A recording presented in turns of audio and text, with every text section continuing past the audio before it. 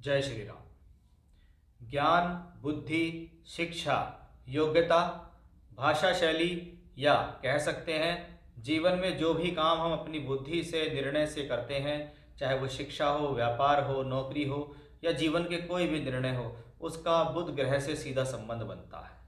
हम बहुत हिसाब से, बहुत लॉजिकली और बहुत मोटे तौर पे देखें तो बुध मतलब बुद्धि, और जहाँ पर बुद्धि ठीक प्रकार से काम कर रही हो वहाँ पर जीवन में अवश्य ही फायदा मिलता है। और जहाँ बुद्धि भ्रमित हो रही हो, मलिन हो रही हो, कुपित हो रही हो, ऐसी स्थिति में आपके निर्णय गलत होते हैं। आज हम ऐसे ही ग्रह के बारे में बात करेंगे जिसका नाम है बुध, मरकरी। इस ग्रह का राशि परिवर्तन होने जा रहा है। अब तक ये ग्रह मकर राशि में गोचर कर रहे थे, लेकिन अब ये ग्रह कुंभ राशि के अंदर गोचर करेंगे। तो सबसे पहले ये जानना बहुत जरूरी है कि बुध आखिर है क्या।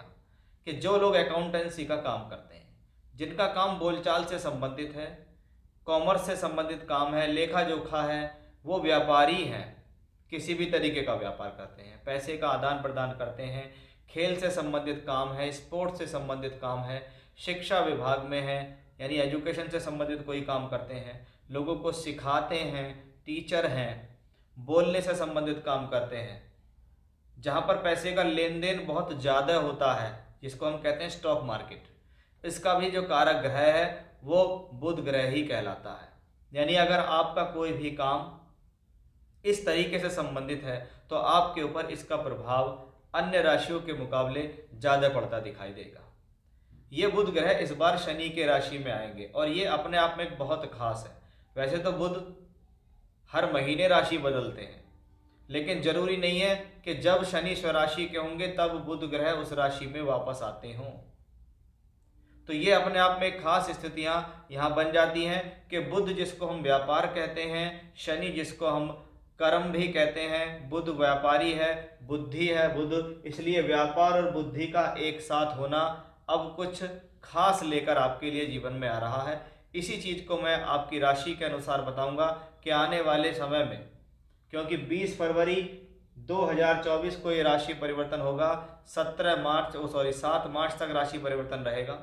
किसी भी व्यक्ति के जीवन में कुछ खास होना, कुछ बढ़िया होने के लिए तो कहते हैं कि जी मिनट 2 मिनट भी काफ़ी है, और यहाँ तो ये ग्रह 20 फरवरी से 7 मार्च तक आ रहा है, यानी कुछ ना कुछ तो किसी न किसी राशि के लिए बेटर हुआ ही है। तो उसी प्रभाव को बड़े विस्तार से हम देखेंगे कि इस दौरान आपकी राशि पर इसका क्या प्रभाव होगा। अगर आपको बुध से संबंधित या शनि से संबंधित दशा अंतर या प्रत्यंतर चल रही है तो ये ट्रांजिट आपके लिए और ज़्यादा खास हो जाता है। साथ ही साथ बुध इस दौरान धनिष्ठा, शतभिषा और पूर्व भाद्रपद नक्षत्र में भी गोचर करेंगे। यानी अगर आपका जन्म इन 3 नक्षत्रों में हुआ है तो भी ये आपके लिए ज़्यादा खास गोचर रहने वाला है। धनिष्ठा नक्षत्र मंगल का नक्षत्र है, शतभिषा राहु और पूर्व भाद्रपद गुरु का नक्षत्र है। यानी कहीं ना कहीं मंगल, राहु और बृहस्पति के गुणों को भी ग्रहण करते हुए बुध इस दौरान गोचर करते दिखाई देंगे।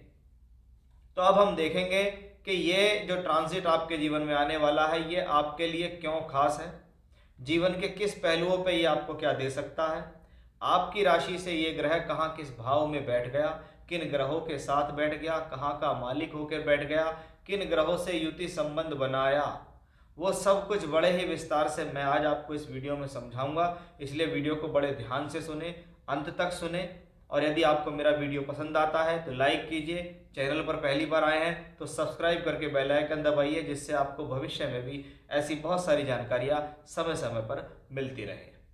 आपकी राशि यानी कुंभ राशि के जातकों के लिए गोचर कैसा है, क्योंकि ये गोचर कुंभ राशि में ही हो रहा है इसलिए ये आपकी राशि के लिए बहुत खास है। अब शनि की राशि है आपकी, शनि की राशि में बुध का प्रवेश है। बुध शनि को अपना मित्र मानते हैं, यानी शनि और बुध में आपसी मित्रता है। जहाँ शनि श्रम का कारक है, मेहनत का कारक है, इसको नौकरी व्यापार दोनों में देखा जाता है, तो बुध को बुद्धि, बुद्धिमानी, एजुकेशन इनका प्रतीक माना जाता है, प्योरली रूप से व्यापार के लिए माना जाता है। अब राशि के अंदर ही अगर हम देखें तो शनि और बुध की युति बनी, इसका मतलब एक बात पक्की है, ये सभी लहजे से ये अच्छी है, चाहे नौकरी में है चाहे व्यापार है। लेकिन अगर और ज़्यादा पॉजिटिविटी देखें तो ये व्यापारिक रूप से बहुत स्ट्रांग है, क्योंकि व्यापारिक रूप से क्या होता है, शनि को हम श्रम कारक मानते हैं, बुध को हम प्योरली व्यापार का कारक मानते हैं, लिक्विडिटी। नौकरी में क्या होता है, एक दिन पैसा आता है, सैलरी एक दिन आती है, लेकिन व्यापार में हर रोज पैसा आता है।